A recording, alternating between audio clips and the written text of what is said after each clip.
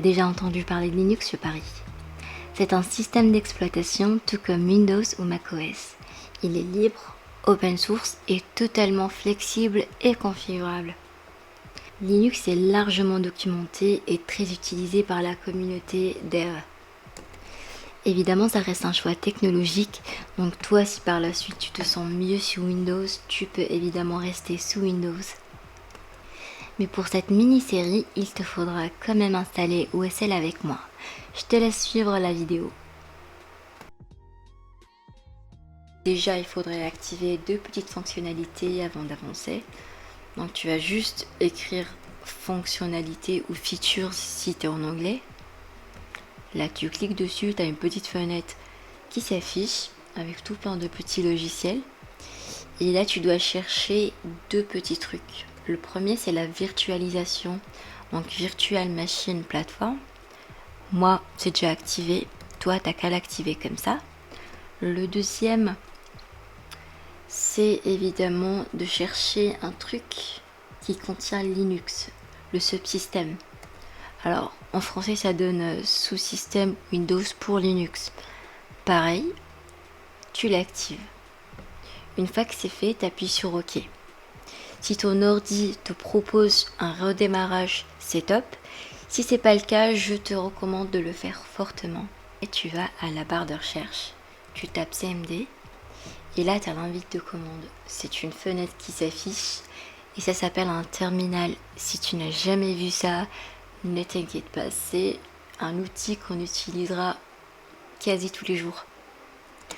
Pour vérifier si tu as activé ton OSL, t'écris WSL -- statut. Donc là, ce que tu vas faire, c'est tu vas taper WSL update. Pardon.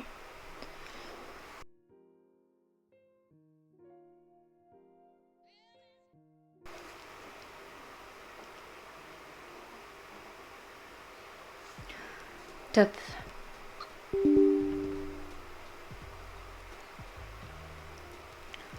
Super. Là, tu fermes ta fenêtre, on n'a plus besoin. Et tu vas au Play Store ou Microsoft Store de ton PC. Là, tu cherches la distribution. Donc, pour le coup, c'est Ubuntu 22.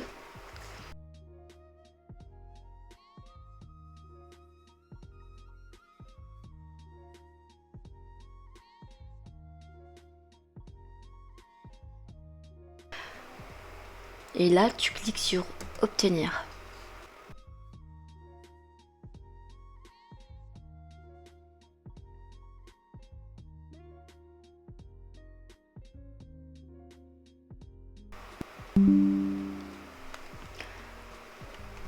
Une fois le téléchargement fait, là, tu cliques sur Ouvrir.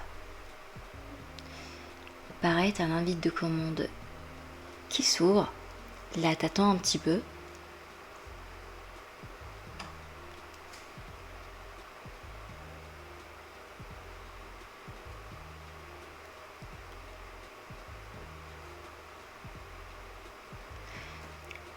Là, il te demande d'utiliser un username pour ta boîte. En fait, là, ce qui va se passer, c'est que on est sur le point de créer un petit espace Linux.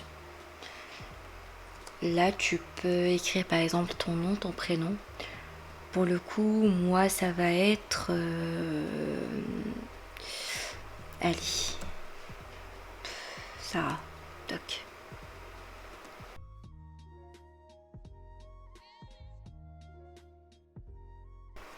Tac. Moi, j'ai utilisé celui que j'utilise toujours. Il te demande de le retaper. Tu retapes. Et installation successful. Félicitations, tu as ton environnement Linux. Bon, là, ce qu'il faudra ajouter, c'est un IDE. Et pour ça, t'as qu'à taper code, point, et ça s'installe tout seul.